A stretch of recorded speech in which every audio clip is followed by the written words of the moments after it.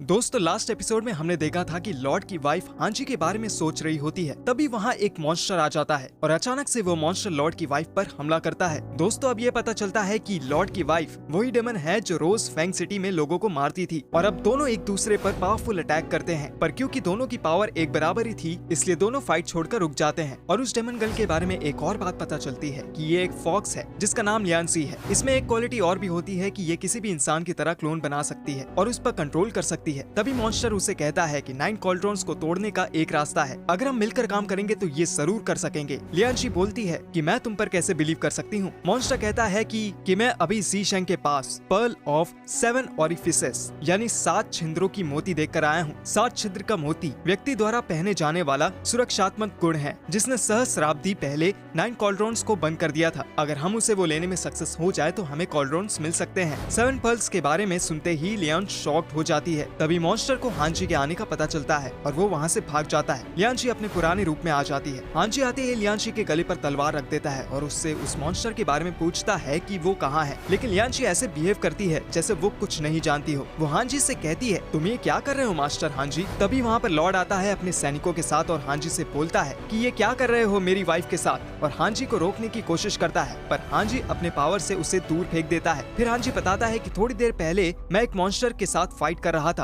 But वो monster यहाँ भागकर आ गया, लेकिन जब मैं यहाँ आया तो लियांशी यहाँ पर अकेली खड़ी थी। तभी लियांशी कहती है कि मैंने किसी के आने की आहट सुनी थी इसलिए मैं दौड़कर बाहर आई देखने के लिए। तभी हांजी ये सब सुनकर कहता है कि ये देखो मेरे पास उस मॉन्स्टर के बाल हैं और इनमें से जेड फ्लावर की स्मेल आ रही है और जेड फ्लावर इस सिटी में केवल लियांशी के रूम के ही बाहर उगते हैं। हांजी ये बात सबको बता रहा होता है। तभी ज़ीशेंग वहाँ आ जाती है और कहती है कि लॉर्ड की वाइफ निर्दोष है, उसे छोड़ दो। लेकिन हांजी कहता है कि क्या तुम्हारे पास इसके निर्दोष होने का कोई सबूत है। तभी ज़ीशेंग 7 पल की पावर का यूज करती है और पता लगा लेती है कि लॉर्ड की वाइफ ही डेमन है और इसका नाम लियान है। लेकिन हांजी ने ज़ीशेंग को बिना बताए ही लॉर्ड की वाइफ पर हमला कर दिया, इसलिए वो उसे अपनी टीम से निकाल देती है और जाने लगती है। तभी हांजी ज़ीशेंग के हाथ को पकड़ लेता है और रोकता है।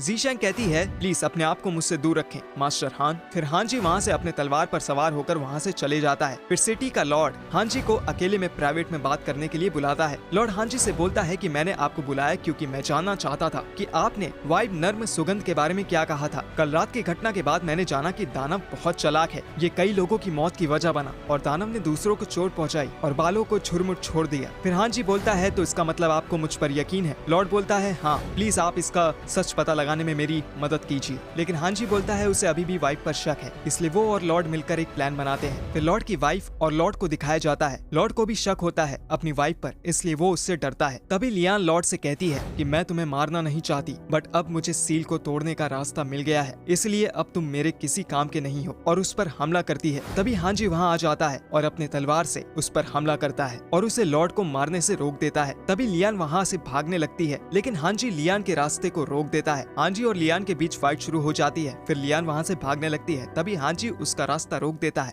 वो दोनों एक दूसरे पर पावरफुल अटैक करते हैं। हांजी अपने तलवार से लियान पर अटैक करता है और लियान भी अपने मैजिकल रेड तार वाले पावर से हांजी पर अटैक करती है और इस तरह फाइट होते होते लास्ट में लियान हार जाती है और हांजी उस पर तलवार रख देता है। तभी लियान हंसने लगती है और बोलती है मुझे पता है कि तुम और फैटी मुझे पकड़ने की कोशिश कर रहे हो, जबकि मुझे और भी जरूरी काम में भाग लेना है, इसलिए माफ करना, मुझे जाना होगा। और लियान लॉर्ड की वाइफ के बॉडी को ऊपर से गिरने को छोड़ देती है और वहाँ से चली जाती है। तभी हांजी उसके बॉडी को बचा लेता है और वहाँ लॉर्ड भी आता है। वो अपनी वाइफ की बॉडी को संभालता है। फिर दूसरी तरफ ज़ीशेंग और गूलेंग को दिखाते हैं। लियान उनके पास पहुँचती है और कहती है लगता है हांजी तुम्हारे जाल में फंस गया है। कल रात मेयर के आवाज पर तुमने हांजी को झगड़े में डाल दिया, क्या ये उद्देश्य पर था? क्योंकि मैं अपने कार्ड को बुलाऊंगी और हांजी को फाइट करने का मौका मिलेगा। ज़ीशेंग बोलती है आपकी ये योजना सरल थी, हांजी भी अपराधी दानव की पहचान नहीं कर सके, यह आपको लुभाने का एकमात्र तरीका था। लियान कहती है हाउ क्लेवर, बट अनफॉर्चुनेटली हांजी को नहीं पता कि मेरा असली निशाना तुम हो। इसे ही वो अपने खिलाफ दुश्मन की चाल का इस्तेमाल करते हुए कहते हैं। फिर लियान ज़ीशेंग को किडनैप करके ले जाती है। गूलेंग उसे बचाने की कोशिश करता है बट लियान उसे भी घायल कर देती है। फिर कुछ देर बाद हांजी वहाँ पहुँचता है और गूलेंग को घायल देखता है। वो उसे अपने पावर से ठीक करता है और उससे पूछता है कि लियान ज़ीशेंग को कहाँ ले गई है। गूलेंग बताता है कि वो उसे उस कुएं में ले गई है, प्लीज ज़ीशेंग को बचा लो, उनकी रक्षा करो। फिर हांजी भी उस कुएं में कूद जाता है उस कुएं में डेमोनिक पावर का बहुत प्रभाव होता है। फिर हमें साई को दिखाते हैं। साई मिरर में अपने सेकंड बॉडी को देखती है और उससे बात करती है। वो बोलती है, अजीब बात है, मास्टर को उसकी चेतना मिटा देनी चाहिए थी, उसने इसे कैसे पुनः प्राप्त किया? मैं भी कर सकती हूँ, लेकिन तुम्हें देखकर मुझे नहीं लगता कि तुम्हें कोई और परेशानी होगी। मैं तुम्हें अभी के लिए यहीं रखूंगी। तभी एक मेड आती है और उससे कहती है, मैडम, एम्परर आपके कक्ष में आने वाले हैं, कृपया उसके स्वागत की तैयारी करें। साई मन में सोचती है, ये एक अच्छा मौका है, आज रात मुझे इस मिशन को पूरा करना होगा जिसे मास्टर ने मेरे लिए डिसाइड किया है। और अब वो वेट करती है, बट एम्परर नहीं आता। लेकिन फिर भी वो वेट करती है, इधर उधर घूमती रहती है और लाश में सो जाती है। फिर थोड़ी देर बाद मेड उस एम्परर की खबर देती है कि वो आपके पास आ रहे हैं। साई मन में सोचती है और बोलती है, चलो फाइनली वो आ गए हैं। फिर एम्परर अंदर आता है। साई इसके आगे झुकती है और उसका वेलकम करती है और एम्परर उसे कुछ पल देखता है और उससे पूछता है, तुम्हारा नाम क्या है? साई गुस्सा होती है और सोचती है कि क्या वो मंदबुद्धि है, उसे मेरा नाम याद क्यों नहीं है? साई कहती है, आप मुझे शियाओ साई कहकर पुकार सकते हैं महाराज। फिर एम्परर उसे पियानो की ओर देखते हुए कहता है, इस स्किन को गुंजयमान यंत्र कहा जाता है। वे कहते हैं कि इसका स्वर प्रकृति की ध्वनि की तरह है। मैं बहुत थक गया हूँ, क्या तुम मेरे लिए सॉन्ग प्ले करोगी? फिर साई कहती है, ठीक है। और फिर वो उसे बजाने लगती है। क्योंकि उसे बजाना नहीं आता था, इसलिए वो उसे अच्छे से बजा नहीं पाती। उसके पियानो बजाने की वजह से एम्परर बहुत ही परेशान हो जाता है। वो अपने कान दबाने लगता है और वहाँ ब्लू बर्ड भी केज के अंदर बहुत ज्यादा परेशान हो जाता है। फिर साई एम्परर से पूछती है कि क्या हुआ महाराज? एम्परर उससे पूछता है कि क्या तुम्हें इसे बजाना नहीं आता है? उसके पियानो बजने की वजह से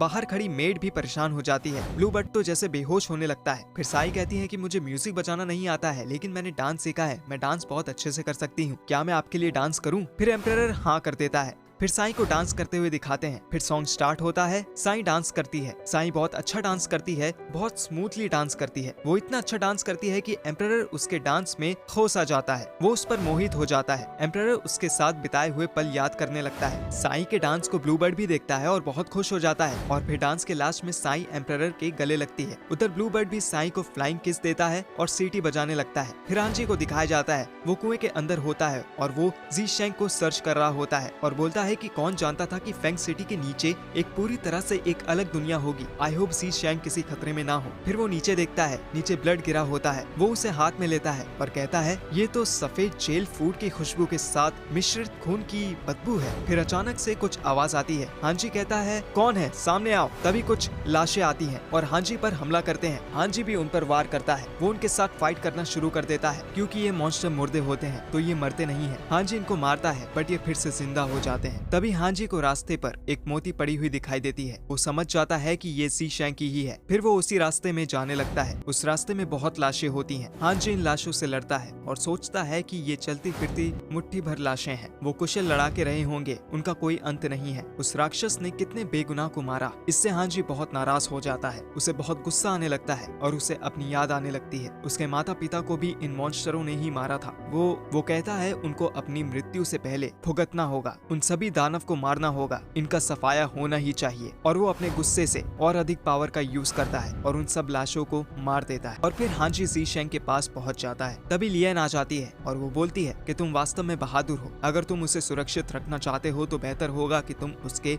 और करीब ना आओ। और वो अपने मैजिक से लाशों को जिंदा कर देती है। फिर अगेन हांजी उन लाशों से लड़ता है और उन्हें मार गिराता है, बट लियन उन लाशों को फिर से जिंदा कर देती है। वो लाश हांजी को चोट पहुंचाती है। हांजी घायल होने लगता है और तभी जी शेंग को हांजी की टेंशन होती है और वो अपने आप को छुड़ाने लगती है। वो हांजी से कहती है, हांजी रुक जाओ, यहाँ से चले जाओ। तभी जी शेंग के हाथ खुल जाते हैं। वो अपने 7 पर्स पावर से लियन पर हमला करती है, बट वो उससे बच जाती है। जी शेंग गिरने वाली होती है, तभी लियन पकड़ लेती है और उसका गला दबाने लगती है। उधर हांजी चिल्लाकर बोलता है, उसे छूना मत। लियन हंसने लगती है और बोलती है, तुम अपने आप को सुरक्षित भी नहीं कर सकते हो और फिर भी तुम उसके बारे में चिंतित हो। तुम जैसे आदमी के साथ समस्या ये है कि तुम जैसा कहते हो वैसा नहीं करते हो। और फिर से लाशों को जिंदा कर देती है और लाशें हांजी पर हमला करने लगते हैं। जी शेंग लियन से कहती है, तुम उसे जाने दो और मैं तुम्हारे लिए सील तोड़ दूंगी। लियन कहती है, तुम मेरे साथ सौदेबाजी करने की स्थिति में नहीं हो। हांजी का तो मरना निश्चित है। जी शेंग बहुत लाचार होती है और कहती है, अगर हांजी के साथ कुछ होता है तो तुम ताइयू की 9 कॉल्ड्रोन्स को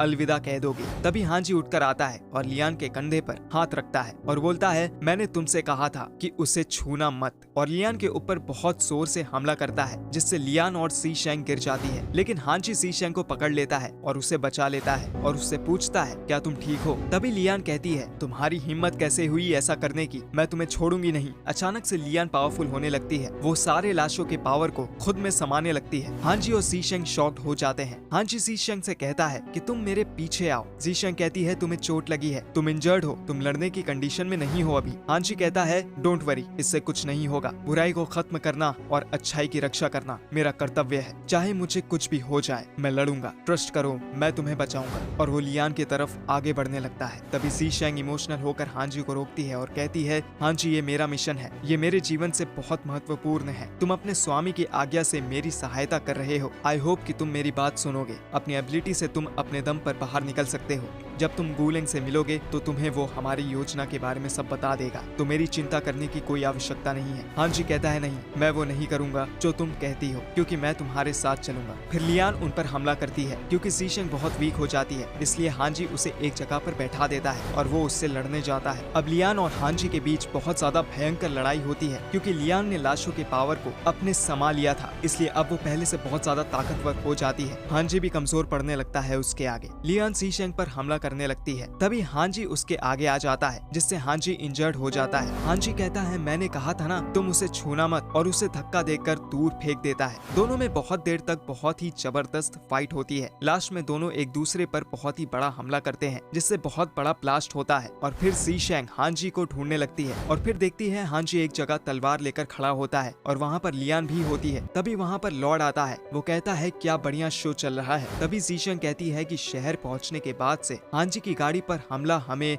हत्या के मामले में ले जाना और हमें लोमड़ी दानव का सामना करने के लिए फुसलाना, ये सब तुम्हारा किया है राइट। लॉर्ड बोलता है सी शेंग तुम रियल में स्मार्ट हो। तो वेल इसके आगे की स्टोरी हम अगले वीडियो में जानेंगे। और दोस्तों अगर आपने हमारे चैनल को सब्सक्राइब नहीं किया है तो जल्दी से कर लें, ताकि आपको नेक्स्ट वीडियो की नोटिफिकेशन मिल सके। और हाँ, अगर आपको हमें कोई फीडबैक देना है तो नीचे कमेंट में लिख सकते हैं, ताकि हम अपने वीडियो की क्वालिटी को और भी इम्प्रूव कर सकें।